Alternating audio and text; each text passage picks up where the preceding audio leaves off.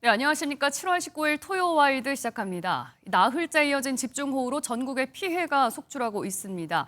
남부지방, 특히 경남에서는 시간당 100mm가 넘는 기록적인 폭우가 쏟아지고 있는데요. 집중호우의 원인은 뭔지 앞으로 날씨 전망까지 자세히 짚어보도록 하겠습니다. 반기성 K클라이밋 대표 전화 연결돼 있는데요. 잠시 후에 연결이 되는 대로 좀 짚어보기로 하고요.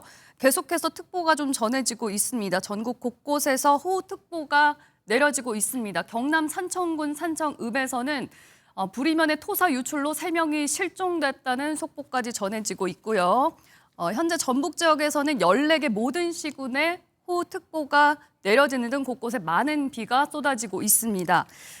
소방청에서는 폭우가 내린 산청군에 소방대응 2단계를 발령하기도 했는데요. 더 이상 비 피해 없도록 좀 각별히 유의를 해야겠습니다.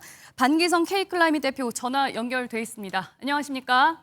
네, 안녕하세요. 예. 전국 곳곳에 지금 호우특보가 내려지고 있는 상황입니다. 남부와 충청권 지역에는 오늘도 특히 많은 비가 내리고 있는데요. 현재까지 강수량이 어떻게 되는지 정리를 한번 해주실까요? 일단 뭐 전국적으로 그저께서부터 어제 오늘까지 많은 비가 내렸죠. 일단 어제 밤부터 오늘까지 가장 많은 비가 내린 지역은 경남 서부 지역입니다. 어제 낮 정도에서는 주로 광주 전남 지역에 많은 비가 내렸는데 어제 밤부터 오늘까지 내린 지역은 경남 서부 지역으로 이 지역으로는 한 400에서 480mm 극한호우가 쏟아지면서 많은 피해가 속출했죠. 뭐 진주시라든가 합천군 같은 경우 주민 대피령까지 내려지기도 했는데요.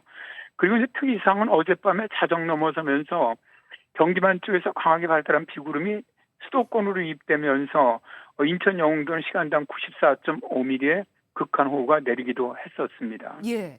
말씀을 하신 것처럼 유독 밤 시간에 이렇게 거의 물폭탄 비슷하게 쏟아지고 있거든요. 이 시간에는 대응하기도 어려운데 이렇게 밤 사이에 비가 집중되는 이유는 어디에 있습니까? 일단 낮보다는 밤에 기온이 낮기 때문에 수증기가 쉽게 응결해요. 그래서 비구름으로 발달을 하기가 좋고요. 또 밤에는 상대적으로 지면 마찰이 줄어들고 하층 제트가 강화되면서 이로 인해서 수증기가 동중국해서 더 많이 유입될 수 있는 것도 원인이라고 보고요. 예. 또 낮에는 지표면이 좀 가열되면서 따뜻한 난류가 이 폭우에 원리는 수증기를 수송하는 그 강바람을 막는데 예. 밤에는 이 난류가 없어지거든요. 그러다 보니까 강풍길을 따라서 막힘없이 수증기가 들어오다 보니까 밤이나 새벽에 비가 더 강해지고요. 대기 불안정도 밤이 더 강해집니다. 남쪽 기단은 해양성 기단이기 때문에 낮과 밤에 기온 차이가 없는데 예. 북쪽 기단은 대륙성 기단이기 때문에 밤에는 기온이 내려가거든요. 그러다 보니까 전선 사이에서 남북 간의 기온 차이가 더 커지다 보니까 대리 불안정이 강해지면서 야행성 호우를 만들어내는 겁니다. 그런 만큼 곳곳에서 피해 상황도 계속 전해지고 있습니다. 조금 전에도 전해드렸다시피 인명피해도 발생을 했고요. 또 세계유산까지 피해를 입고 일부 지역에선 대피령까지 내려지고 있는 상황이거든요. 어느 정도 피해 상황이 집계되고 있는지 정리를 좀 해주시죠. 일단 울산 울주군에 있는 반구대 암각화가 이제 유네스코 세계유산 등재 일주일 됐죠. 예. 다시 지금 20일 됐습니다. 어, 한국수산공사가 운영하는 물정보 포털에 따르면은 울주군 사연댐 수위는 오늘 56.19m를 기록을 했는데 예. 이에 따라서 이제 가로 8m, 세로 4.5m 가량 크기인 반구대 암각화 상당 부분이 현재 물에 잠긴 상태입니다. 이 사연댐은 반구대 암각화를 기준으로 대곡천을 따라서 약 4.5km 상류 지점이 있는데 예. 이 수위 조절용 수문이 없는 자연 원리형 댐이거든요. 네. 그러다 보니까 큰 비가 내리면 바로 댐 저수지가 가득 차게 되고 사면 암각화가 물에 잠길 수밖에 없습니다. 왜냐하면 댐 만수인 표보가 해발 60m인데 암각화는 53에서 57m에 자리 잡고 있거든요. 예. 그러니까 댐 수위가 53m만 돼도 암각화 부분 침수가 시작되고 57m가 넘으면 완전히 물에 잠기게 되는 것이죠. 그러면 이곳은 비가 올 때마다 이렇게 잠길 수밖에 없는 구조라는 말씀이신 건가요? 현재는 그렇습니다. 수정공사는 평소 사연댐에서 천산 정수장으로 보내는 생활용수를 꾸준히 방류하면서 댐 수위를 낮게 유지를 하고 네. 또 비가 예보되면 공업용수까지 추가로 방류해서 수위를 조절하는데 이번처럼 많은 비가 한꺼번에 내리면 뭐 방법이 없죠. 왜냐하면 댐의 유입량이 방류량을 크게 웃돌면서 댐 수위가 계속 올라갈 수밖에 없는 겁니다. 예, 알겠습니다. 비가 사실 시작되기 한 주 전까지는 굉장히 극심한 폭염이었다가 또 비가 내리기 시작하면서 강한 극한 호우가 계속 이어지고 있거든요. 이렇게 극한 날씨가 계속 이어지고 있는 이유는 어디에 있다고 보시나요? 아무래도 지구온난화로 인한 그 기온 그것이 가장 큰 것 같습니다. 기온 상승이. 예. 일단 이 지구의 기온이 상승하게 되면 대기 중에 수증기량이 늘어나게 되죠. 통상 1도 상승할 경우 대기 중에 수증기량은 7%가 증가해요. 그러다 보니까 강수량 기온이 상승할수록 증가할 수밖에 없고요. 또 여기에다가 기후변화로 인해서 우리나라 북쪽 기단과 남쪽 기단의 지금 기온차가 계속 커지고 있습니다. 예. 근데 기온차가 커지면 대기 불안정이 강화되거든요. 그러다 보면 거대 정로원이 발생하면서 극한호, 그러니까 시간당 50mm 이상, 더 심할 경우 100mm 이상의 비가 만들어집니다. 예. 그리고 이제 최근에 우리나라 지금 올해 같은 경우 엄청난 비가 쏟아지는 원인은 적도 지역의 수증기가 지금 한반도로 유입되고 있거든요. 이게 이제 우리가 말하는 하늘의 강, 뭐 대기천 이 역할도 있는데 이 영향도 굉장히 크다고 보고요. 네. 또 지금 서해안송도가 굉장히 높습니다. 그러다 보니까 더 많은 수증기를 갖다 한반도 쪽으로 공급해 주다 보니까 정말 엄청난 이런 극한호우가 발생하고 있는 것이죠. 예.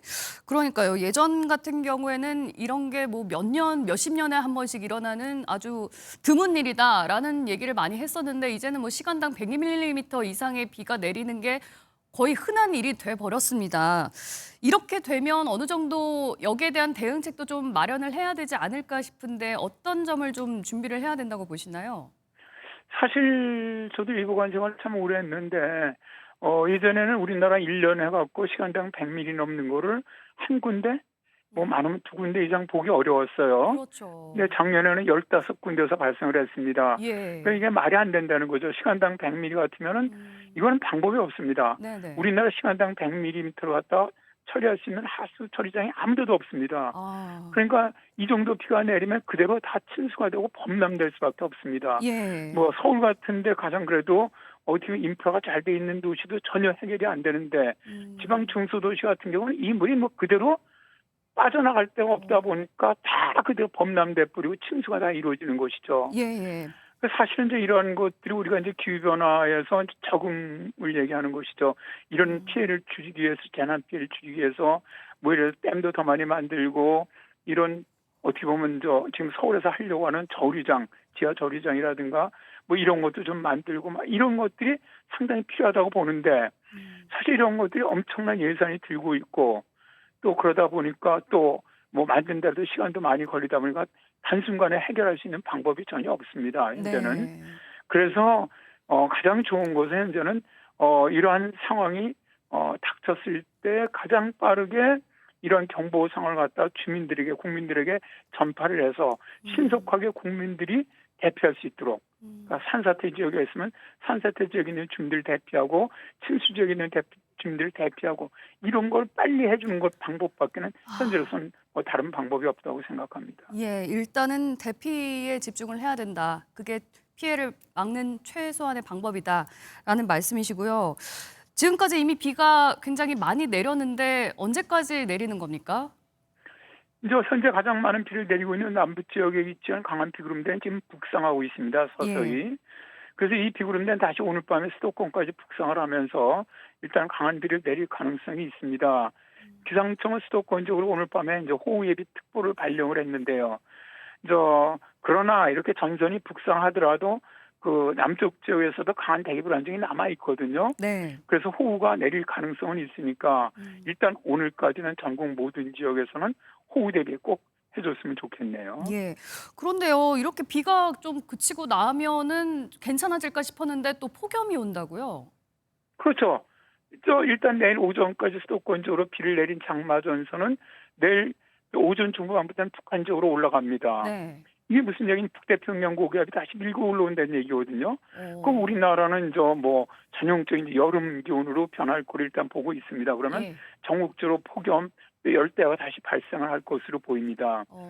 다만 현재는 당분간은 이제 대기가 굉장히 불안정하거든요. 그렇기 때문에 예. 일단 뭐 오후에는 소나기 전국적으로 곳곳에 많이 내릴 것을 일단 보이지만 그렇더라도 당장 내일 오후부터는 남부지방서부터 시작을 해서 네. 다음 주에는 계속 폭염과 열대가 발생할 것으로 그렇게 예상이 됩니다. 예, 폭염에 폭우에 극한 호우까지 굉장히 여름 날씨가 어려워진 것 같습니다. 그러면 이번에 비가 끝나면 장마는 이제 끝난 거라고 봐야 됩니까? 현재 여러 가지 모델을 보면은 북한 쪽으로 올라간 장마 전선이 일단 8월 초까지는 내려오질 못해요. 그 얘기는 뭐냐면 8월에 돼갖고 장마 전선이 내려온다고 장마 다 시작됐다고 얘기는 안 하거든요. 예. 그렇기 때문에 인전 장마는 일단 내일 오전으로 해서 끝나는 것이 아닌가 그렇게 일단 판단이 되고요. 그러면서 이제 본격적으로 여름이 이제 북태평양 고기에 북상하면서 여름이 시작되는 것으로 일단 판단은 됩니다. 다만 지금 이제 날씨의 변수는 지금 태풍이 다음 주에도 남쪽에서 많이 발생하는 것으로 예상을 하고 있거든요. 많은 네. 모델에서 이 태풍이 이제 어느 쪽으로 예를 들어 우리나라 쪽 북상할지 중쪽으로 들어갈지 아니면 일본 쪽으로 갈지에 따라서 날씨 변화는 좀 있을 수가 있습니다. 왜냐하면 북태평양 고기압같이 이렇게 거대한 이런 기단은 태풍이 들어오면서 변할 수가 있거든요. 예. 그래서 태풍의 영향만 없다면 당분간은 계속 다음 주 8월 초까지 더운 날씨는 계속될 것으로 보이네요. 예, 앞으로 또 태풍까지도 저희가 좀 주의 깊게 살펴봐야겠군요. 오늘 말씀 여기까지 듣겠습니다. 고맙습니다. 네, 감사합니다. 예, 지금까지 반기성 K클라이밋 대표와 이야기 나눠봤습니다.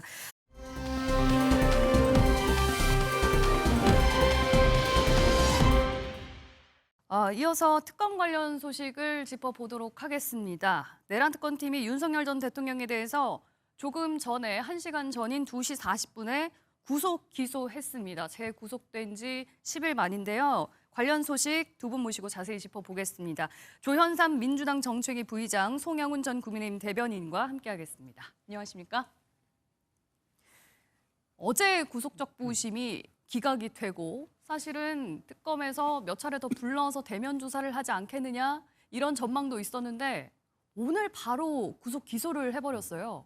어떻게 보셨습니까? 그만큼 내란 특검팀이 속도전을 내는 게 아닌가 생각이 드는데요. 아마 이번 구속적부심 단계에서조차도 사실상 더 이상 특검팀의 조사에 협조할 그런 의지와 의사조차 보이지 않은 그런 모습을 보였기 때문에 네. 아마 구속 상태가 이어진다고 하더라도 추후에 있을 소환 조사에 응하지 않을 가능성이 굉장히 높아 보였을 겁니다. 예. 그렇다고 한다면 이미 지금까지 확보하고 있는 증거와 자료들을 바탕으로 해서 기소를 결정한 게 아닌가 싶습니다. 예. 추가 대면 조사를 하지 않고도 기소를 했다. 충분히 조사가 됐다라는 뜻일까요?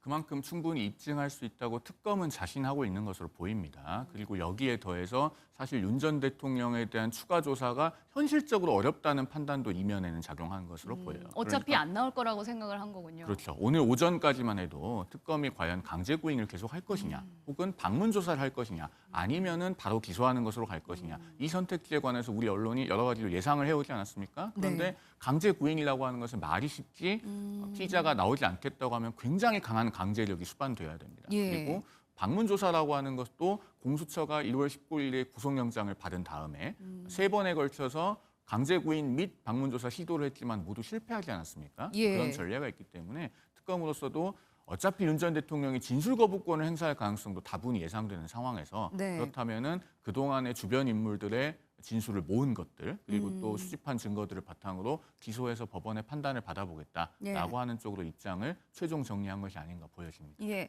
조은석 특검이 사실 굉장히 속도가 제일 지금 빠르고 다른 특검에 비해서 윤석열 전 대통령을 구속했을 때도 시간이 굉장히 좀 빨랐었잖아요. 구속 기소하는 것도 굉장히 빨랐는데 이거는 조은석 특검의 스타일이라고 봐야 됩니까? 아니면 그만큼 내란 특검이 시급하고 빨리 해결을 해야 되는 조급함 이런 것도 좀 있어서 그렇다고 봐야 됩니다. 복합적으로 작용을 한 것으로 보입니다. 네. 일단 조은석 특검이 과거 이제 특수통 검사 시절에도 상당히 속도전을 강조하는 그런 것으로 정평이 낡긴 했습니다. 그리고 이번에 특검으로 임명된 뒤에도 수사준비기간 20일을 모두 사용하지 않고 예. 김용현 전 국방장관을 전격적으로 기소하고 구속영장을 청구해서 구속을 받아내지 않았습니까? 네. 그런 것에서부터 사실은 속도전은 충분히 예상이 된 것이었어요. 그리고 여기에 더해서 윤 전 대통령에 대해서는 과거에 법원에서 구속기간 연장이 불허된 적이 있었죠. 공수처가 수사할 적에. 예. 그런 전례도 있기 때문에 특검으로서는 최악의 가능성에도 대비를 해왔다고 보여지고, 그리고 더 나아가서는 지금 조은석 특검팀이 가장 염두에 두고 있는 것은, 저는 개인적으로 법리적 견해는 좀 달리합니다만 네. 외환 혐의의 입증에 주력하고자 하는 것으로 보여요. 그러면은 특수공무집행 방해라든가 예. 허위 공문서 작성과 같은 이런 혐의들은 오늘 기소를 해서 일단락을 하고 본인들이 생각하는 본류라고 여겨지는 그런 외환 혐의에 집중하겠다라고 하는 계획이 아닌가 보여집니다. 아니 지금 가지고 있는 혐의만으로도 충분히 기소를 하고 재판을 받고 또 결과를 기다릴 수 있는데 외환죄까지 꼭 추가해서 적용을 하려는 이유는 뭐라고 보십니까? 그 부분은 일단 법률의 명칭부터 내란 외환이라고 하는 명칭에 들어가 있고, 예. 그리고 지금 특검법상 수사 대상으로 정해져 있기도 합니다. 네. 그리고 국민적인 의문이 있는 사안이기 때문에 여기에 대해서 정확하게 규명을 해야 될 필요성이 있는 것은 맞죠. 네. 그러나 아마 법리적인 견해를 자세하게 말씀드릴 기회가 있을지 모르겠습니다만은 예. 외환죄의 여러 혐의들 중에서 흔히 일컬어지는 외환 유치죄는 외국과의 통모가 필요합니다. 네네. 그런데 북한에 드론을 보내서 자극한다고 하는 것은 일단 통모를 전제하지 않은 것이잖아요. 그래서 최근에 논의되고 있는 것이 일반 이적죄인데, 이 일반 이적죄는 대한민국의 군사상 이익을 해하거나 적국의 군사상 이익을 제공하면 성립하는 거예요. 네. 그만큼 군사상 이익이라고 하는 개념이 굉장히 모호합니다. 이것을 일반 이적죄를 적용하기로 마음만 먹자면 예. 과거에 이제 우리 최전방에서 GP를 불능화한 것 있지 않습니까? 감식 소소들. 북한은 GP를 완벽하게 파괴하지 않는데도 우리는 불능화했다는 의심이 있는 상황이에요. 그럼 이런 것들까지 다 일반 이적죄를 적용할 것이냐? 네. 법리적으로 간단치 않은 문제가 있습니다. 물론 비상계엄을 위해서 드론을 보냈다라고 하는 것이 입증된다면 전혀 다른 문제가 되겠습니다만은 네. 그래서 법리적으로 또 까다로운 그 쟁점들이 남아 있기 때문에 특검도 좀 상당한 시간이 필요하다고 보는 것이 아닐까 이렇게 추론해 볼 수 있는 지점이 있죠. 예. 조 부의장님께서 보시기에는 지금 말씀을 나눈 것처럼 구속영장을 청구할 때 이어서 이번에 구속 기소할 때도 마찬가지로 외환죄 혐의는 적용이 되지 않았거든요. 특검에서는 이 부분을 일단 재판에 넘긴 다음에 그때부터 찬찬히 좀 들여다보고 여죄가 있는지 좀 수사를 해보겠다. 이런 판단에서였을 거라고 보십니까? 그럴 수밖에 없는 게 특검팀 입장에서는 지금 출범한 지 한 달 남짓 만에 굉장히 빠른 속도를 내고 있는 건 사실이죠. 그렇지만 특수공무집행 방해죄라든가 다른 직권남용죄라든가 다른 죄와 달리 외환죄에 대해서는 검찰과 경찰 단계에서 수사의 진척도가 다소 늦었을 가능성이 충분히 있습니다. 다른 사건들의 경우에는 이미 검찰과 경찰 단계에서 일정 부분 증거와 자료를 확보했을 가능성도 있고요. 예. 참고인 조사가 이루어졌을 가능성도 있습니다. 이와 같이 여러 가지 증거와 자료가 있기 때문에 구속영장을 신청해서 발부받을 수 있었고요. 이번에 다시 한번 기각을 받아낼 수도 있었고, 그리고 기소를 하기도 할 수가 있었던 측면을 살펴볼 수가 있겠죠. 예. 그렇기 때문에 앞으로 남은 시간 동안에는 앞서 말씀하신 것처럼 외환죄에 집중할 필요성이 있는 것이 지금까지 윤석열 전 대통령 측이 왜 이런 비상계엄과 내란 행위를 했는지에 대해서 완벽하게 소명되고 해명된 부분이 없는 부분도 분명히 있습니다. 네. 그리고 노상원 수첩에 적혀 있는 각종 그런 의혹들도 분명히 남아 있죠. 그 부분들을 확실히 따져보지 않는다고 한다면 이번 내란 행위에 대해서 그 전모가 밝혀지지 않는다고 할 수가 있겠습니다. 그런 차원에서 지금 조은석 특검팀 입장에서는 지금부터 아마 외환죄 부분에 대해서 집중해서 수사를 할 가능성이 있고 지금까지 해왔던 그런 속도를 살펴보게 되면 외환죄에 관련된 각종 수사 결과도 저는 뭐 굉장히 빠른 시일 내에 확인할 수 있지 않을까 싶기도 합니다. 예. 뭐 이제 구속된 상태로 기소가 돼서 이제 재판에 넘겨지고 재판이 시작될 텐데 그렇다면 결과는 언제쯤 나올 거라고 저희가 예상을 해볼 수가 있습니까? 일단 윤 전 대통령이 받고 있는 재판이 크게 두 개죠. 네. 첫 번째는 12.3 비상계엄 자체에 관해서 올해 1월 26일에 기소되어서 서울중앙지법 형사 25부에서 진행 중인 재판입니다. 예. 이 사건은 그동안의 불구속 상태로 재판을 받아왔습니다마는 네. 이제 윤 전 대통령이 구속이 된 상태이기 때문에 네. 조금 더 빠르게 진행될 가능성이 있어요. 그러면은 내년 1월쯤에 1심 결과가 나올 수도 있을 것 같아 보입니다. 그리고 예. 지금 오늘 기소된 특수공무집행방해, 허위공문서 작성 등 혐의에 관한 사건은 일단 기본적으로 재판부가 배당이 되고 나면 피고인이 구속되어 있는 사건이기 때문에 예. 1심에서의 최대 구속기간 6개월이라고 하는 제한을 고려를 할 겁니다. 예. 즉 피고인이 구속 상태에 있으면 아무래도 재판의 속도를 조금 더 빠르게 하는 것이 형사 실무의 일반적인 예이기 때문에 지금 오늘 기소가 됐으면 이제 내년 1월 중에 6개월의 구속 기간이 마무리되지 않겠습니까? 예. 그 이전에 결론을 내기 위해서 법원이 여러 가지로 재판 일정을 고려하지 않을까 하고 예상해 볼 수 있겠습니다. 예. 조금 전 들어온 속보 좀 전해드리자면요. 민주당에서 이제 전당대회, 당대표를 뽑는 전당대회 첫 경선이 오늘 충청 지역에서 있었습니다. 권리당원 투표 결과 정청래 후보가 승리를 했다는 소식 들어왔고요. 관련 소식은 잠시 후에 이제 정치권 패널 분들 모시고 짚어보도록 하겠습니다.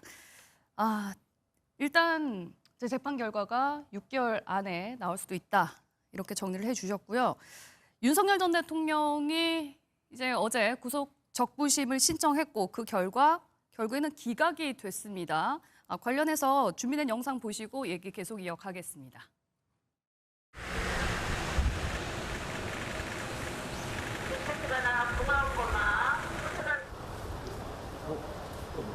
건강 상태 많이 안 좋으시다고 하던데 구속 절차적 하자 있다는 거 어떻게 설명하실 예정이세요? 건강 안 좋은 부분에 자료를 제출하시나요? 아마 그렇게 될 겁니다. 네. 그리고 앞으로 모스탄 불출석 접견도 그럼 가능했었던 건가요? 건강 상태가? 저희가 추후에 따로 백불 안 아니요 하실 거예요? 따로 백불은 안 하고요. 추후에 필요한 경우에는 저희가 서면으로 기다단 전체에 공지하겠습니다. 직접 네. 몇 분 발언했는지 아니요 지금 저희가 말씀드리는 건 부적절할 것 같고. 건강 문제 아니, 어떻게 지금- 소명하셨는지 한 말씀만 진짜 부탁드릴게요. 한 말씀만 부탁드립니다. 네, 그동안 내란 재판도 못 받겠다, 특검 수사도 못 받겠다, 지금 건강도 안 좋다 이런저런 이유로 계속 거부를 해오다가 어제 구속적부심 심사에는 1시간이나 일찍 도착해서 들어갔거든요. 30분이나 직접 본인의 건강 상태를 설명했다고도 전해지고 이 부분은 앞으로 재판에 있어서 재판부가 어떤 식으로 좀 판단을 할 여지가 있을까요? 일단 구속적부심 재판부에는 직접적인 영향을 미쳤을 겁니다. 예. 일단 건강상 이유를 근거로 해서 소환 조사에 응하지 않았었죠. 네. 그리고 이번 심사 과정에서는 직접 말씀하신 대로 1시간 일찍 재판정에 도착을 하고 30분 동안 직접 진술을 했다고 합니다. 예. 보통 저희가 형사 사건을 진행을 하면서 건강상의 이유로 구속적부심의 인용 결정을 받기 위해서는 그 부분에 대해서 구체적인 소견서라든가 진단서 같은 자료와 함께 해당 피의자에게 건강상의 이유를 그런 모습을 재판장에 적극적으로 어필할 수 있게 조언을 하곤 하거든요. 예. 그런데 과연 왜 이러한 모습을 보였을까? 저는 이것이 윤석열 전 대통령의 의중인지 아니면 변호인단의 선택인지는 모르겠으나 이렇게 적극적으로 본인의 그런 건강상 이유를 소명하는 것은 재판장 입장으로 하여금 과연 구속을 풀어줄, 인용할 필요성이 있는 것인가에 대한 근원적인 의문을 가질 수밖에 없습니다. 예. 건강상의 이유가 아니라 다른 증거인멸의 우려가 없더라든가 그러한 주장이 아니라고 한다면 건강상 이유를 주장으로 하는 이번 구속적부심사 과정 살펴보게 되면 제대로 된 그런 전략 없이 접근한 것이 또 하나의 그런 인용이 되지 않은 이유 중에 하나가 아닌가 또 생각이 듭니다. 예.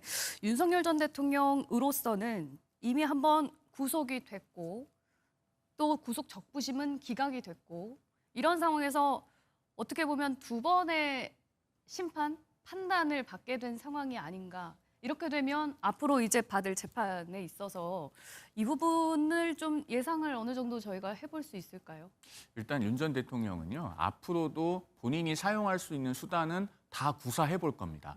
이것은 왜 우리가 추론이 가능하냐면 과거 1월에 체포영장에 대한 이의 신청이라고 하는 것을 한 적이 있죠. 예. 그런데 우리 형사소송법상 체포영장에 대해서 피의자 쪽에서 이의 신청할 수 있는 제도 자체가 없습니다. 그런데 그런 제도를 마치 만들어내다시피 하면서까지 이의 신청을 했고 기각이 됐지만 어쨌든 법원의 판단을 받아내기까지 했거든요. 예. 그런 전례에 비춰볼 때 앞으로 윤석열 전 대통령은 구속적부심이 기각되었음에도 불구하고 예. 보석허가 청구를 한다든가 또 건강상의 이유를 들어서 구속 집행정지를 신청한다든가 이런 시도를 할 개연성도 충분히 있어 보입니다. 그런가요? 여기서 끝이 아니에요? 앞으로 그런 시도를 할 수 있다는 것이 지금 제가 말씀드리는 겁니다. 그러나 그것을 법원이 받아들여 줄 것인지는 전혀 별개의 문제죠. 그러니까 적부심이 기각이 됐더라도 구속 집행정지라든지 뭐 다른 거에 대해서는 또 충분히 신청을 또 할 수 있는 쓸 수 있는 상황인 수단을 앞으로 다 써보려고 할 것이다. 그것이 여태까지 윤 전 대통령이 보여온 법적 대응의 일관된 패턴이다.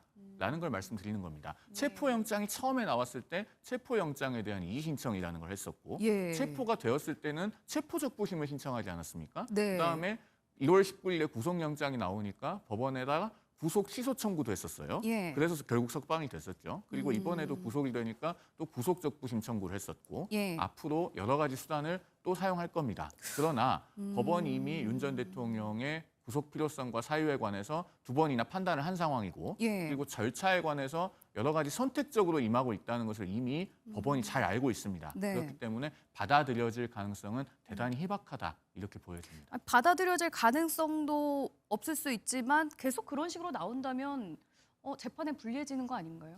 본인은 이미 양형은 의미가 없다고 생각하고 있을 수도 있어요. 왜냐하면 내란 우두머리 혐의는 법정형이 사형, 무기징역, 무기금고밖에 없습니다. 그러면은 무기징역은 이제 유기징역으로 감경을 하더라도 형법상 징역 10년에서 50년입니다. 네. 그러면은 그 범주 내에서 어떠한 형이 선고되었을 때 그것이 그 범위 내에서는 일정하게 줄어든다고 한들 본인에게 큰 의미가 없다. 예. 이렇게 판단을 한다면은 결국에는 사건을 정치화해서 정치적으로 장외에 본인의 지지 세력이 남아 있는 것이 더 유리하다라고 판단하고 있을 개연성이 있습니다. 그렇다고 한다면은 일련의 여러 가지 거동들이 사법 절차 내에서 어떤 이익을 얻어내기 위한 것이라기보다는 네. 장외의 본인의 지지층의 결속을 유지하기 위한 것일 수 있다. 이렇게 분석한다면은 전혀 이해가 되지 않는 것도 아니다. 이렇게 보여집니다. 그러면은 이번 이제 재판에도 또 안 나오고 버티고 그럴 수도 있는 거네요. 그럴 개연성이 있죠. 왜냐하면은 이제 과거에 박근혜 전 대통령 같은 경우에도 구치소에서 출정을 거부하면서 예. 재판에 나오지 않아서 골석 재판이 된 예가 있습니다만 예. 그 당시 박근혜 전 대통령은 사건 초반부터 수사 절차나 사법 절차에 비협조적이었던 것이 아닙니다. 다만 구속 상태에서 일주일에 4번씩 공판결이 진행되니까 네. 그런 절차적인 부분이 방어권 행사에 있어서 지나치게 가혹한 측면도 없지 않아 있었고 그런 것들이 결국 박근혜 전 대통령의 출정 거부까지 연결이 된 측면이 있는데 네. 지금 윤 전 대통령은 그렇지가 않거든요. 그리고 수사 절차와 사법 절차에 거의 초반부터 비협조적인 태도로 일관하고 있습니다. 그런 점에서 앞으로도 그러한 태도가 반복될 개연성은 상당히 있어 보인다라고 예. 말씀드릴 수 있겠습니다. 네. 혹시 어떻게 같은 생각이신가요? 그렇죠. 지금 윤석열 전 대통령 입장에서는 이번 재판을 정상적으로 받을 생각은 없는 것 같아요. 앞서 말씀하셨듯이 이것은 하나의 정치 투쟁으로 생각을 하는 것 같습니다. 지금도 아마도 지금 곧 있을 국민의힘 당대표 선거라든가 각종 선거에도 영향을 미치고 싶어할 그런 의도가 있을 것이고요. 지금 남아있는 외부에 있는 지지자들을 선동하는 그런 모습들을 보여주기 위해서라도 자기가 지금 정당하지 않게 적법하지 않은 절차에서 재판을 받고 있다라는 시그널을 계속해서 보여줄 그런 필요성을 느끼고 있는 것 같습니다. 그러다 예. 보니까 앞으로 있을 각종 그런 법적 조치에 대해서 계속해서 반복적으로 할 가능성도 있어 보이고요. 그리고 재판의 과정에서도 협조하지 않을 가능성도 있습니다. 그리고 예. 추후에 있을 각 특검들의 그런 소환 조사라든가 각 조사에도 제대로 응하지 않을 가능성도 굉장히 높지 않을까 싶고 이러한 모든 모습들이 과연 전직 대통령으로서 보여줄 수 있는 그러한 모습인지에 대해서 아마 국민들이 그런 따가운 눈초리를 보이지 않을까 싶습니다. 예, 알겠습니다. 김건희 특검 얘기도 좀 해보겠습니다. 건진법사 전성배 씨의 이권 개입 의혹 등을 수사하는 과정에서 통일교 그리고 국민의힘 권성동 의원에 대해서 압수수색에 들어가기도 했는데요. 관련 영상 보시고 얘기 이어가겠습니다.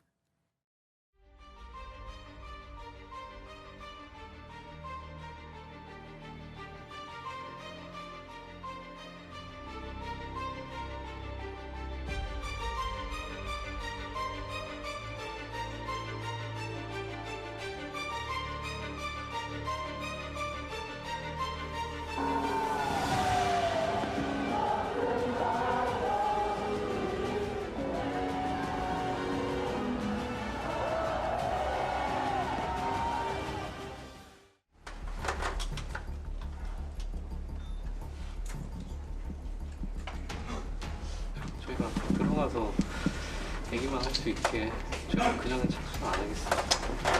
저도 아니, 저만의 원칙이 있으니까요. 오늘 입회 기다리는 게 위법입니까? 아니 그렇게 따지면 저희도 그냥 들어갈 수 있지. 막으시는 건 저 위법입니다. 법사나 통일교 관계자와의 금품 수수의 사실에 대해서 전혀 아는 바가 없고 관여하거나 개입한 바가 없습니다. 뭐 압색한다는 얘기가 있어가지고 필요하면 해야죠. 필요하면 네. 진실을 밝히기 위해 가지고 필요하면 해야 되고 또 협조해야 됩니다. 참고인지 저게 한다니까. 권성동 의원님은 논의하고 일단 김건희 특검은 국민의힘은 권성동 의원에 대해서 압수수색에 들어가고 또 순직 해병 특검에서는 임성근 전 사단장 구명 로비 의혹과 관련해서 국민의힘의 이철규 의원 사무실을 또 압수수색했거든요. 특검의 수사망이 지금 좀 국민의힘 의원들 사이로 확대되는 모습입니다. 국민의힘에서 우려했던 상황이고 실제로 지금 그렇게 진행되고 있는데 어떻게 보고 계십니까? 당연히 국민의힘 국회의원들의 입장에서는 마음이 편할 수는 없는 일이죠. 동료 국회의원들이 압수수색을 당하고 있는데 그것을 뭐 잘됐다고 박수칠 사람은 없다고 생각이 됩니다. 다만 이 압수수색이 조금 과잉한 측면이 있어 보이더라도 그것을 이제 해당 국회의원들이나 동료 국회의원들이 국민들 앞에서 지금 우리가 억울하다라고 말할 수 있는 계제인가?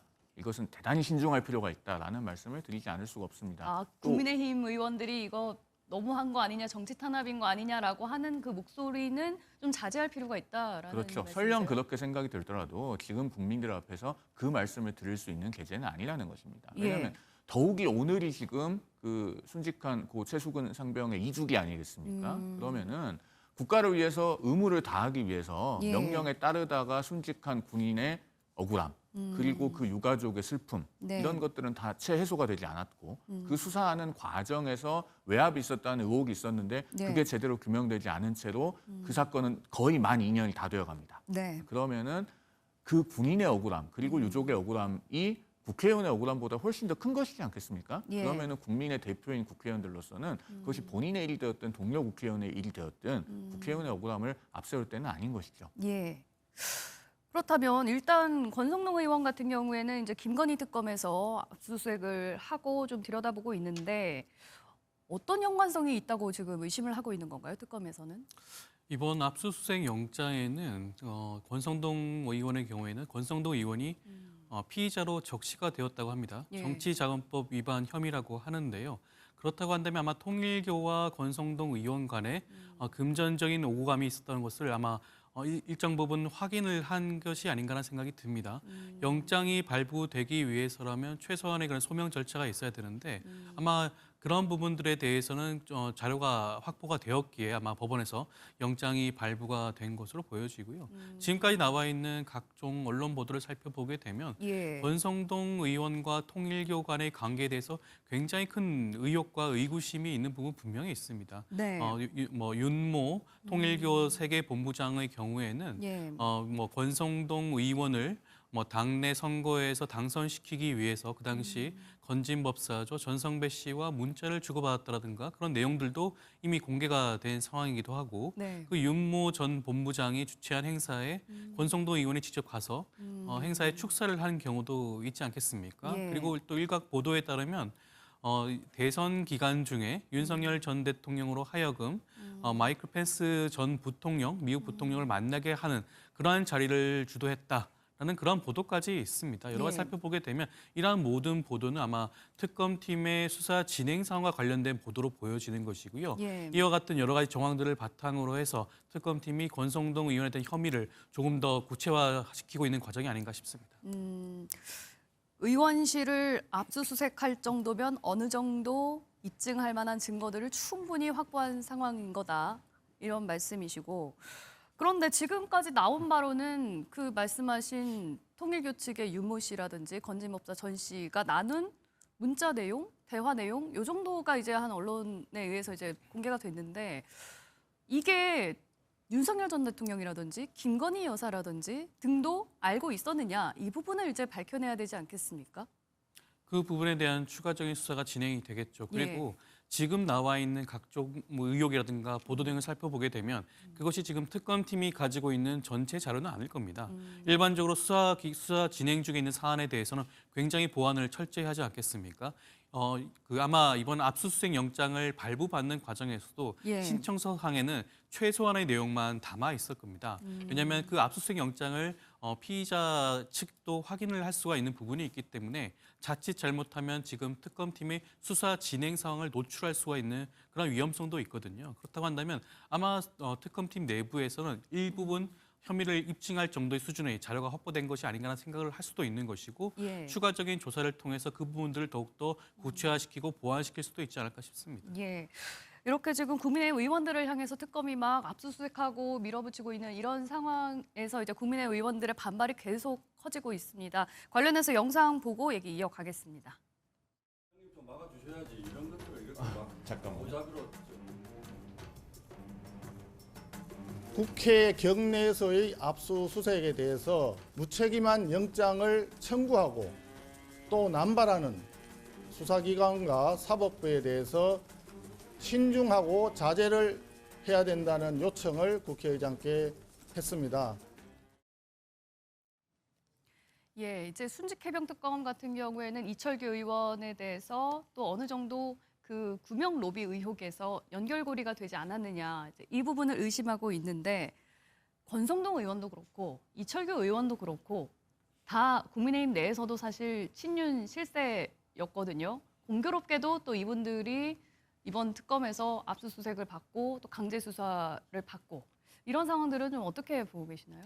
두 분의 상황이 또 똑같은 것 같진 않아요. 이철규 의원은 참고인 신분이기 때문에 현재 어떤 혐의를 받고 있는지 그 특정하기도 사실 쉽지 않은 그런 예. 상황으로 보이고 그다음에 권성동 의원 같은 경우는 말씀하신 것처럼 과거의 친윤의 핵심 중에 한 분으로 꼽혔고 특히 이제 이른바 쌍권이라고 해서 비상계엄 이후 6개월 동안 국민의힘이 민심과 상당히 거리가 있는 노선을 걸어오는 데 있어서 책임이 있는 직전 원내대표 아니겠습니까? 예. 그렇기 때문에 인적 쇄신의 대상으로도 지목될 수 있는 분입니다. 그러나 그와 별개로 압수수색 영장에 기재된 혐의가 충분히 특정이 된 것인가 이것은 조금 의문이 있어요. 왜냐하면 송원석 비대위원장이 이제 저 압수수색 현장에 가서 영장 사본을 직접 받거나 혹은 사본을 본 사람으로부터 전해 들었을 것 같은데 나와서 한 얘기가 2022년경에 뭐 정치자금법 위반이 있다는 것이 혐의인 것 같다라고 언론 앞에 얘기를 했습니다. 그런데 그 정도라면은 사실은 시점도 좀 너무 광범위하고 네. 구체적으로 어떤 의혹이 있다는 것인지 정확하지가 않아요. 네. 물론 이제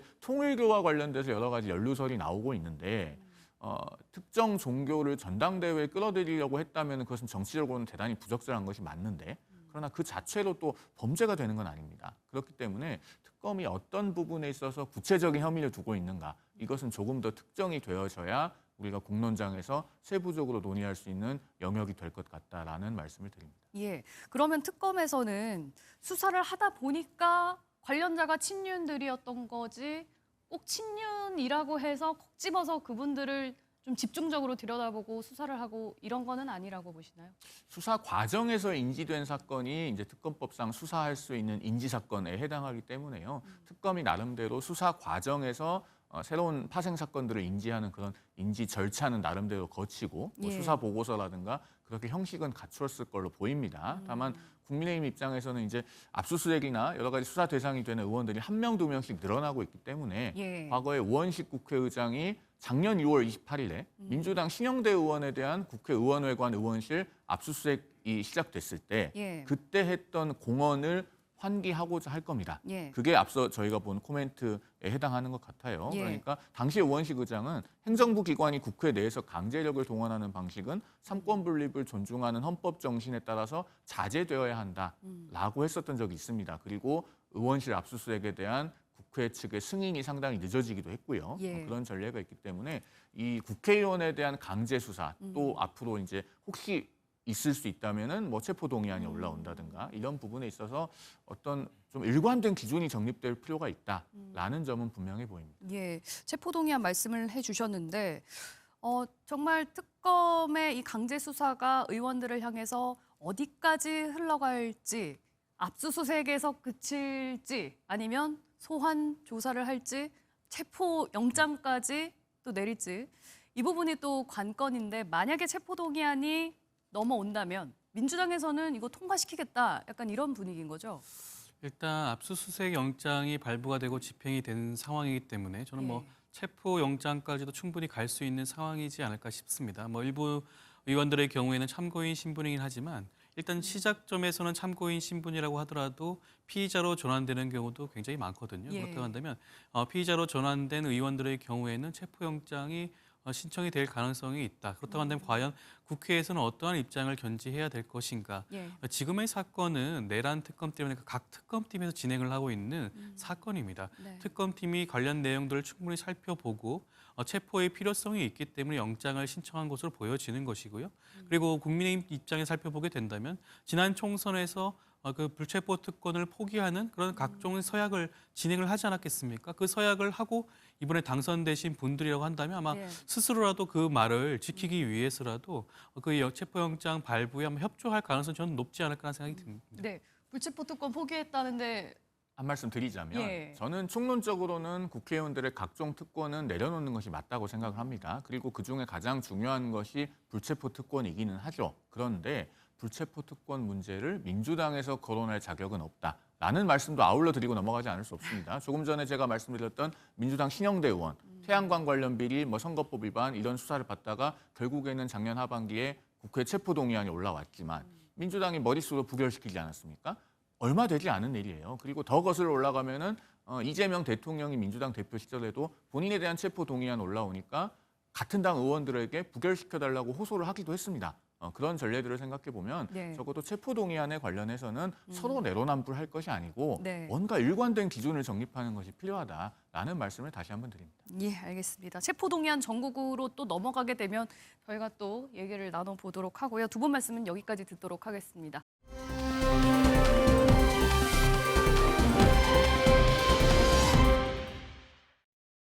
과거와의 단절에 저항하고 당을 탄핵의 바다에 밀어넣고 있는 나경원, 윤상현, 장동혁 의원, 송원석 대표는 스스로 거취를 밝히십시오.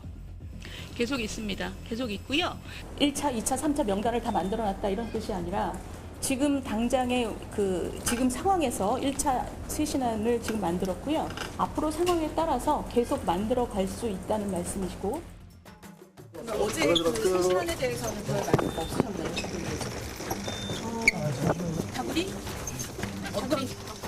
다구리라는 건 안 받아들이겠다는 취지로 다른 말씀이십니다. 공개 때 있었던 얘기니까 그냥 다구리라는 말로 어제 언론까지 언급했지만 기본적으로는 우리 당에 지금 책임지는 분이 없다라는 것이 국민들 눈에 너무나 답답한 것이고 아름답게 책임지는 국민들의 모습을 제가 지금 부탁드리는 그런 차원이 굉장히 중요한 차원입니다. 오늘 김대일 회의에서 그런 것은 전혀 없었다 이런 말씀을 드리고 윤희숙 위원장이 혁신 위원장으로서 고민하고 고심하고 있다는 것을 오히려 위로하고 격려했다 이런 이야기였는데 그거를 그렇게 말씀하시면은 앞뒤가 좀 맞지 않는 것 같습니다.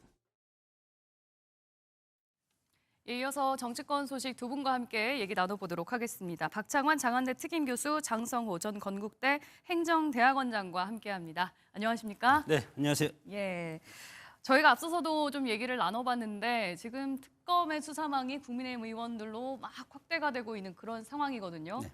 그런데 요새 국민의힘 지지율도 안 나오고 혁신위도 제대로 안 돌아가는 것 같고 그야말로 지금 첩첩산중인 것 같습니다. 원래 살다 보면 예. 그렇게 어려운 시기 때 어려움이 한 번에 오는 게 아니고 여러 가지가 같이 오기 때문에 예. 지금 국민의힘 보수정당 입장에서는 지난 대선 패배 그리고 총선 패배 그렇기 때문에 아주 탄핵까지 당한 정당 아니겠습니까? 박근혜 전 대통령 탄핵 이어서 윤석열 전 대통령까지 예. 탄핵을 당한 정당이기 때문에 여러 가지 국민들 볼 면목도 없고 네. 그리고 지난 대선 과정에서 후보 교체 그런 것은 정당사에 있을 수 없는 그런 과오를 범한 정당이기 때문에 네. 그것을 앞으로 수습하려면 그동안에 있었던 것보다도 훨씬 더 뼈를 깎는 아픔 그런 고통을 겪어야 되기 때문에 이런 어려움이 계속 네. 반복되고 있다고 봅니다. 뼈를 깎는 아픔을 겪어야 한다고 하는데 국민의힘에서는 지금 그런 생각을 가지고 있는지 모르겠습니다. 윤희숙 혁신위원장이 이번에 인적 쇄신안을 발표하고 또 실명까지 거론하면서 강하게 안을 내놨는데 네. 안철수 혁신위에 이어서 지금 윤희숙 혁신위도 쉽게 흘러가는 것 같지가 않거든요. 글쎄요, 저는 이렇게 혁신하다가 당이 깨지겠다 그런 생각이 드는데, 네. 근데 깨질 것 같지는 않습니다. 가만히 들여다보면 이것이 노이즈 마케팅인가 그렇게 생각이 들고. 아, 마케팅의 일종일 수 있나요, 이게? 그런데 지금 마케팅할 시기는 아니라고 저는 생각이 드는데, 예. 저는 당의 핵심이 아니기 때문에. 네. 왜냐하면 지금 청문회 정국 아닙니까? 예. 야당이 가장 힘을 쓰고 국민들한테 어필할 수 있는 기간은 청문회 기간인데, 네. 특히 새로운 정부가 출범해서 첫 청문회이기 때문에 네. 이 소중한 시간을 왜 노이즈 마케팅을 써서 이렇게 시끄럽게 해서 국민 관심을 분산시킬까?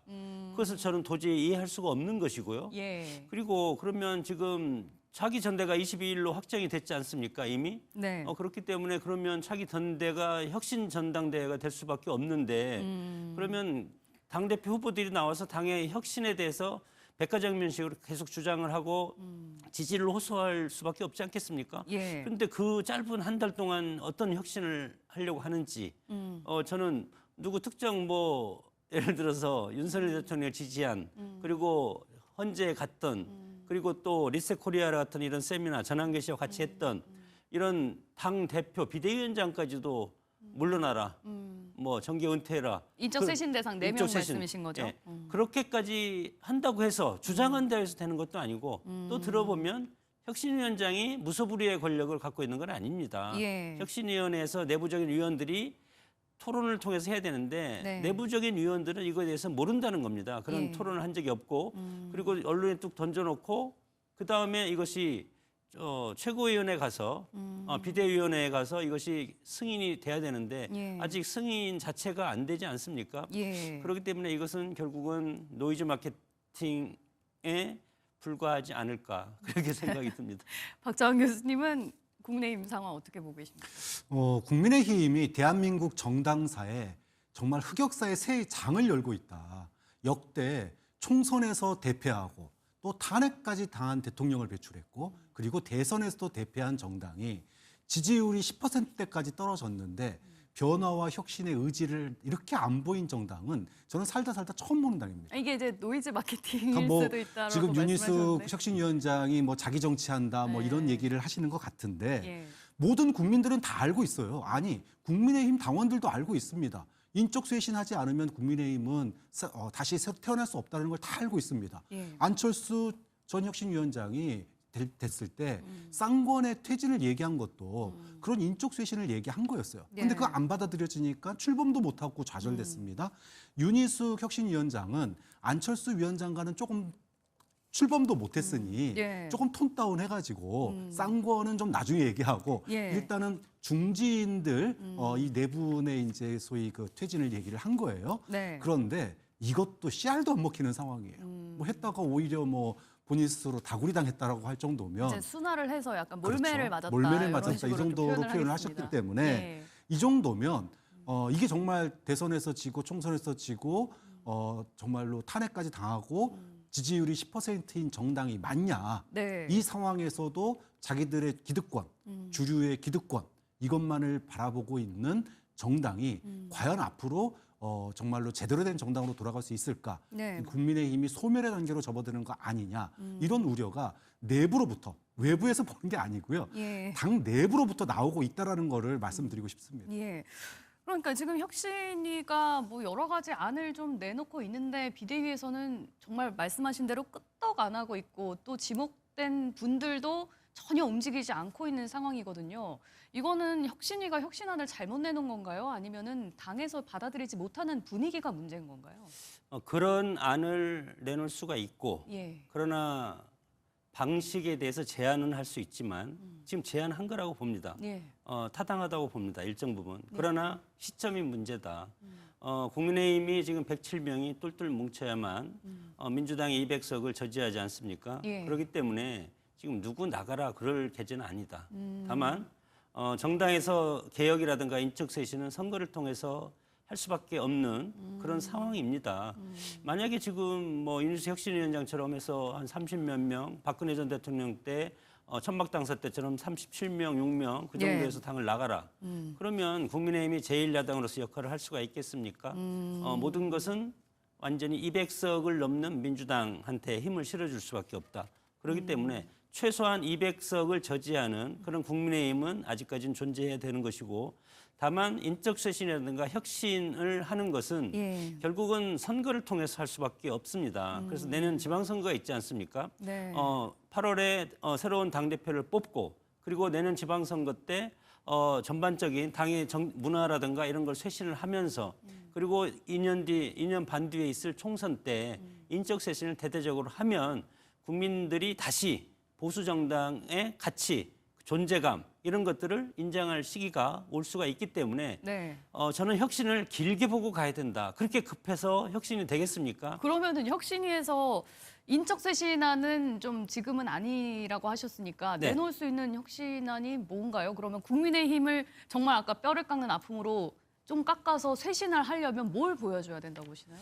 그러니까 거리가 아니고 그러니까 그 과거에 그 천막당사 때처럼 그렇게 지도부가 절절하게 현장에 나가는 겁니다. 물론 이재명 정부에 맞서는 것이 아니고 현장에 나와서 생활 정치처럼 하고 그리고 당원 중심으로 당을 이끌어가면서 그리고 상향식 공천이라든가 그리고 여러 가지 당내 원외위원장들과 같이 하는 그런 힘을 모으는 그런 혁신이 지금은 중요하고 그리고 힘을 모으고 나서 그다음에 이제 앞으로 이재명 정부가 이제 내각이 완료가 되고 국무회의가 구성이 되고 이렇게 되면 본격적으로 여당과 야당이 삿바싸움이 시작되지 않습니까? 그랬을 때 선명 야당의 기치를 국민의힘이 여기에서 걸지 않으면 그러면 누가 집권 여당을 견제합니까? 야당이 해야 되지 않겠습니까?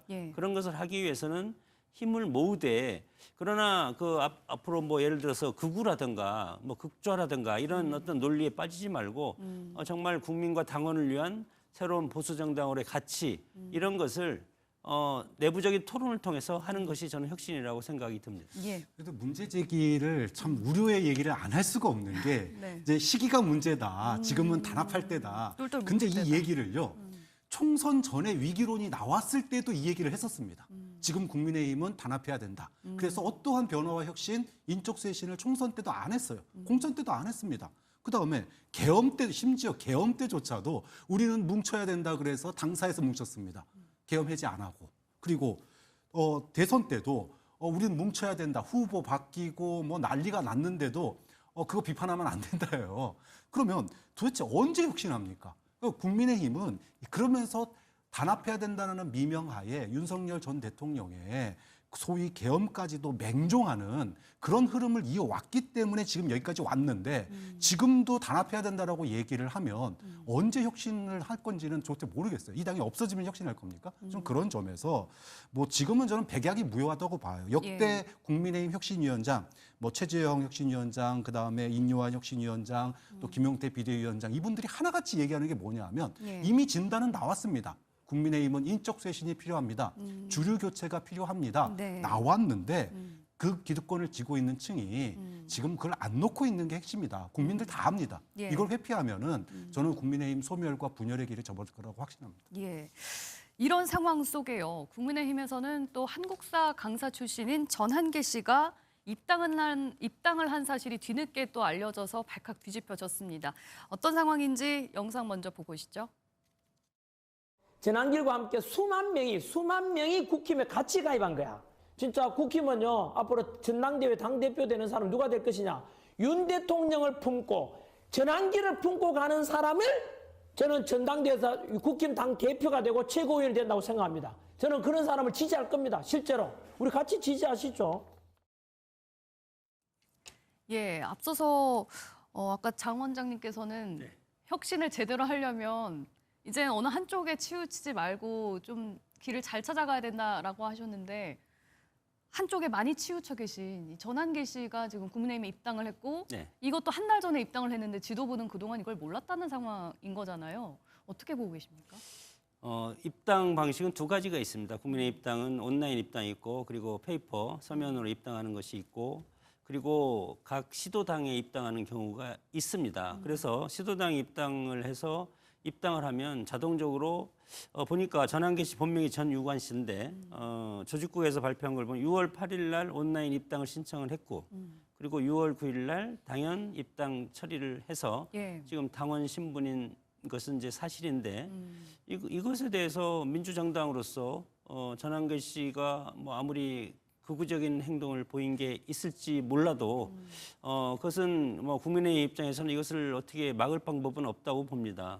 본인이 민주정당에 입당을 하는데 그것에 대해서 뭐 예를 들어서 어떤 뭐 서울시장이라든가 무슨 출마하기 위해서 입당을 하는 경우는 당에서 어떤 스크린을 통해서 하지만 개별 입당하는 경우는 이것을 어떻게 꼬집어내서 할 수는 없지 않겠습니까? 예. 시스템에 의해서 하는 것이고 지금 민주당이 당원이 484만 명입니다. 예. 그리고 국민의힘도 412만 명인데 거기에 돈 내는 권리당원, 권리당원은 민주당이 245만 명, 그리고 국민의힘은 79만 명, 80만 명 정도밖에 안 됩니다. 예. 그런데 지금 전한계 씨가 입당한 것은 그냥 평당원입니다. 그래 평당원이기 때문에 평당원이 입당하는 것까지 그러면 국민의힘에서 전한계 씨 입당을 막는다. 만약에 알았어도 그러면 그것이 올바로 된 그리고 정상적인 네. 정당이라고 생각이 들겠습니까? 그것은 어떻게 막을 수가 있는 것도 아니고 들어와서 당에서 뭐 본인의 어떤 정치적인 철학이라든가 이념 그런 것을 주장할 수가 있겠지만 예. 그것은 당의 건강성으로 인해서 이것을 자동적으로 해소할 수밖에 없다고 저는 생각이 듭니다. 전한계 씨가 정말 그냥 평당원으로 있을까요? 요즘 나오는 발언들이 굉장히 좀 묘한 게 윤석열 전 대통령을 지지하는 후보가 없으면 내가 당대표를 출마하겠다라는 얘기까지 했다고 전해지고 있어요. 이거는 진짜 대표라도 나가겠다는 건지. 글쎄 뭐 대표 뭐 나올 수 있을지 없을지 이제 그것은 예, 뭐 여러 가지 뭐 여러 문제가 가지 있으니까 조건이 하지만, 있으니까 그리고 있지만 뭐 나와도 뭐 같이 경선을 해야 된다고 저는 생각이 듭니다. 그것이 민주정당이고 물론 우리 400만 당원들이 전한계 씨를 선택을 할지 예. 하지 않을지 네. 대의원들이 선택할지 선택을 하지 않을지는 네. 당원들의 뜻이고 만약에 당원들이 전한계 씨에 대해서 당대표로 선출을 한다면 네. 그것이 당의 방향이고 목표라고 저는 생각이 들고 예. 지금 현재로서 이렇게 들어와서 물론 야권에서 비판하는 것을 국민의힘 비판으로 이렇게 돌려서 얘기하는 것일 수도 있겠지만 그럼에도 불구하고 우리 국민의힘이 역사와 전통을 자랑하는 보수 정당 아니겠습니까? 예. 갑자기 들어와서 대표를 한다고 해서 대표를 시켜줄 정당은 아니라고 생각이 듭니다. 정정당당하게 경선에 들어와서 네. 겨뤄보는 네. 게 맞다. 이제 이런 말씀이신데 사실 친길게라는 표현까지 등장할 정도거든요. 맞습니다. 만약에 전한계 씨가 진짜 이제 전당대회라도 나온다면 그 영향력, 존재감 이거는 어느 정도 될 거라고 보시나요? 저는 국민의힘이 아까 역사와 전통이 있는 당이라고 그랬는데 예. 역사와 전통에서 배워야 돼요. 과거에 새누리당 시절에 김만복 전 국정원장이 팩스로 입당한 적이 있었습니다. 근데 그 아무도 몰랐어요. 석 달 뒤에 그 사실이 밝혀졌을 때 예. 당시에 새누리당에서 위원회를 열어가지고 우리 이제 확인했네? 이런 사람이 우리 당에 입당하는 건 안 돼. 그래서 석 달 뒤에 출당을 시킨 적이 있습니다. 네. 왜 지금은 전한계 씨에 대해서 출당을 못 시킵니까? 말도 안 되는 일입니다. 이미 전례가 있는 일이고요. 예. 의지가 없는 거다라고 얘기를 합니다. 네. 자, 그럼 왜 전한계 씨의 입당과 지금 소위 윤석열 전 대통령을 옹호하는 사람을 당대표로 밀겠다라고 하는 네. 이 얘기에 대해서 비판하고 쫓아내지 못하느냐? 이들이 지금 현재 당 내의 혁신과 변화, 즉 소위 말하는 친윤계의 이선 후퇴, 인적 쇄신을 막아줄 최고의 방패가 되고 있기 때문에 이들을 지금 수수방관하고 있는 거다. 예. 그렇기 때문에 지금 전한계 씨가 보통 사람이 아닙니다. 그냥 개인 전한계가 아니에요. 전한계 씨가 상징하고 있는 것은 뭐냐 하면 네. 헌법기관인 선관위와 헌법재판소를 부정하고 있는 사람입니다. 그리고 헌법재판소의 판결, 즉 헌법체계의 결정을 부정하고 있는 사람이에요. 예. 대표적인 헌법 체계 부정론자인데 이런 사람을 갖다가 입당을 시키고 그 사람이 소위 말해서 파면당한 대통령을 옹호하겠다라고 이렇게 헌법의 결정에 반헌법적인 행위를 하는 거를 예. 국민의힘 지도부가 수수방관하고 심지어 그 표, 소위 극우표의 눈치를 보는 것은 결국은 국민의힘이 내란 옹호당에서 벗어날 의지가 하나도 없다라고 하는 거를 자임하는 꼴밖에 안 된다. 예. 저는 그런 점에서 전환길 씨를 출당시키지 않고 네. 또 당대표 선거에 개입하게 놔두는 거 이거 자체가 국민의힘이 지금 얼마나 기득권을 지키기 위해서는 그 누구라도 손잡을 수 있다라고 하는 정말로 국민들 앞에서 창피한 발가벗은 권력의 본질을 보여주는 거 아니냐 되게 추악하게 느낍니다. 그렇게 뭐 추악하게 느낀다고 표현하는 것 자체가 저는 국민의힘에 대해서 모멸감을 느낀다 그런 이제 표현을 할 수밖에 없는데 당헌 단계에 보면은 해당 행위자가 있으면 그것은 출당하게 돼 있습니다. 네. 만약에 지금 전환길 씨가 뭐 국민의힘에 해당 행위를 한 것이 있습니까? 당원으로 이미 들어와 있는데 그렇다고 당신 나가세요 출당 그런 것들은 공당이라면 어떤 당헌 단계에 따라서 그리고 이거에 대해서 또 여러 가지 당의 윤리위원실인가 여기에서도 이것에 대해서 이제 판단을 해서 그것에 당원으로서의 자격이 없다 그러면 네. 당헌 단계에 따라서 출당을 하면 될 것이지 이것에 대해서 제가 뭐 전환길 씨를 제가 지지하는 것도 아니고 예. 당대표 선거에 혹시 본인이 나온다 하더라도 되겠습니까? 저는 어렵다고 생각이 듭니다. 그럼에도 불구하고 왜요?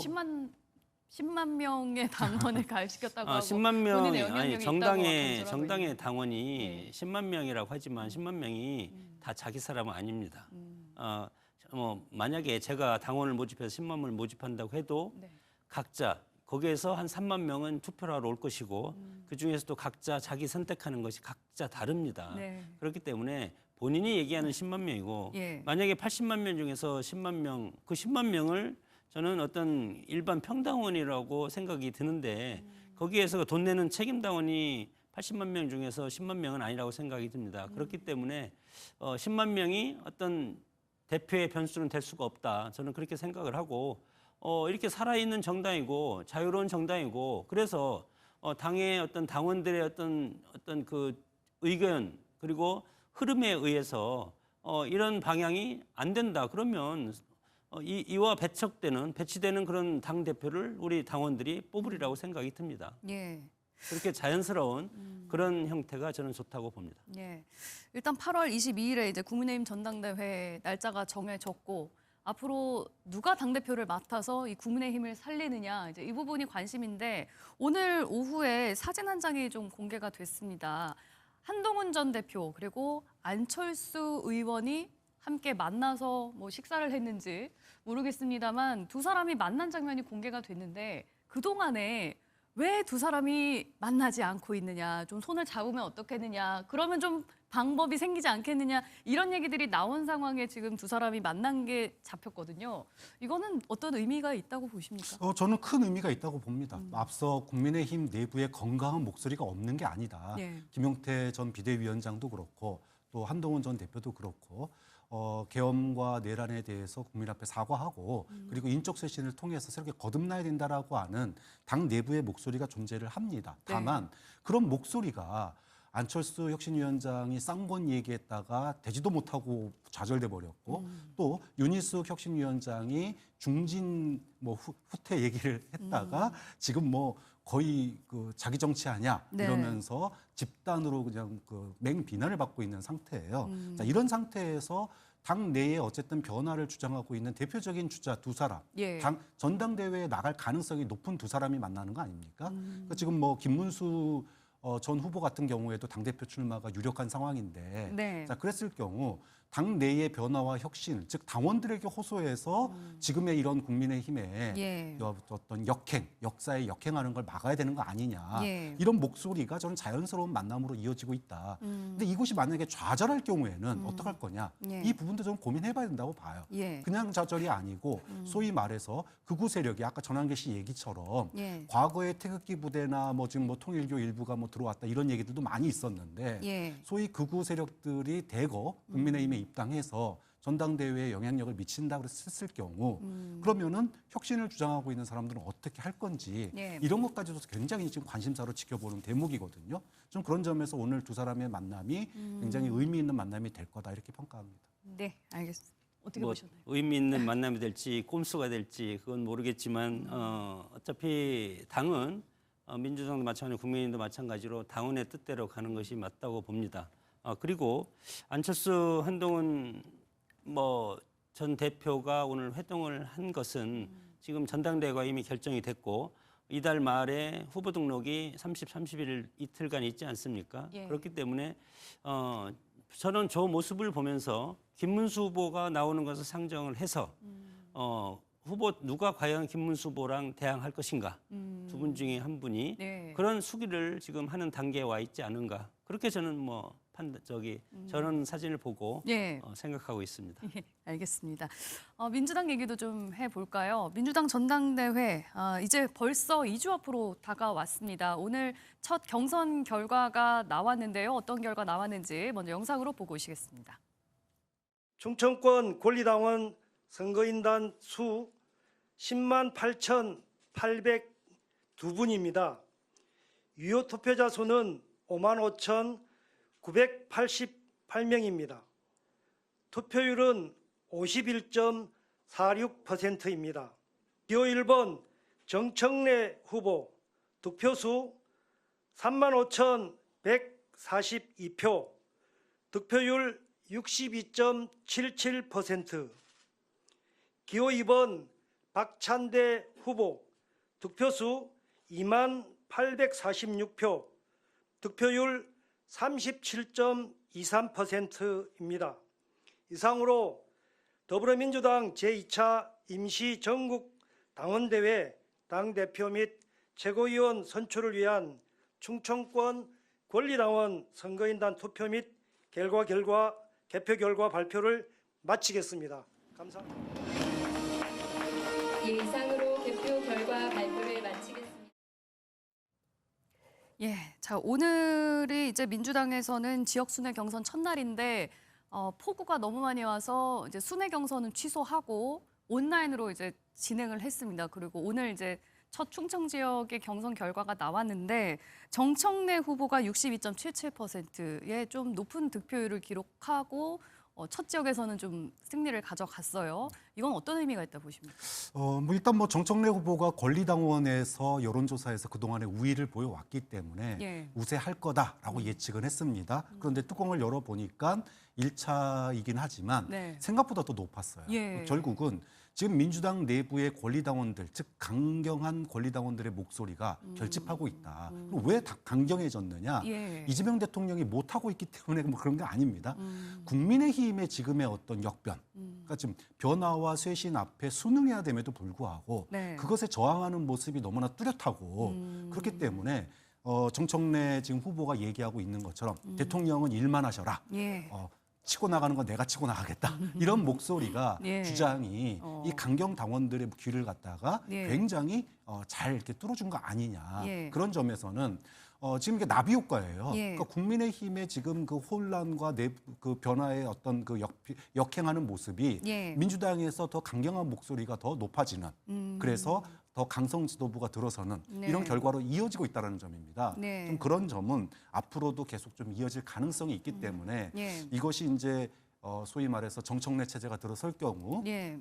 소위 그 국민의힘과 민주당의 뭐 가뜩이나 이제 인사청문회 끝나고 나면 또 입법 전쟁을 펼칠 텐데 네. 좀 더 그 강경한 대립구도로 가는 거 아닌가 뭐 이런 이제 전망들도 나오는 근거가 되는 거죠. 첫 지역이 충청 지역이었잖아요. 충청 지역에서 정 후보가 큰 표차로 박 후보를 이겼다.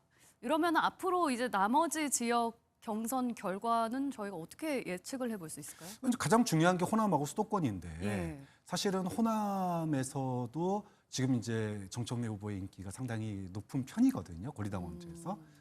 그렇게 놓고 본다면 예. 아까 말씀드렸지만 지금 그 민주당 당원들이 모든 당원이 다 전당대회 투표하는 거 아니잖아요. 지금 투표율 보면 51.6%입니다. 예. 51.6%라고 하는 거는 굉장히 고관여층 또 적극적인 참여층이 이제 투표를 하는 거거든요. 그러니까 대통령 후보하고 또 달라요. 야. 그런 측면에서 본다면 지금 전국에서 민주당이 뭘 해야 되느냐. 대통령은 일하고 민주당은 입법 빡빡해서 검찰 개혁도 하고 네. 또 소위 말해서 국민의힘 당원들 또 국민의힘 의원들 내란이라든지 이런 데 관여돼 있으면은 뭐 예를 들어 체포동의안 처리 빨리빨리 하고 예. 이런 목소리가 지금 이제 커지는 거거든요. 좀 그런 점에서 단순하게 뭐 누가 더 인기가 있냐 이 문제를 떠나서 예. 지금 민주당의 당원들의 흐름이 어디로 가고 있느냐 더 강경해지고 네. 더 빨리 민주당, 그러니까 소위 칼자루를 휘두르는 민주당을 보기를 원하는 목소리가 반영된 거다 이렇게 평가하는 거죠. 예,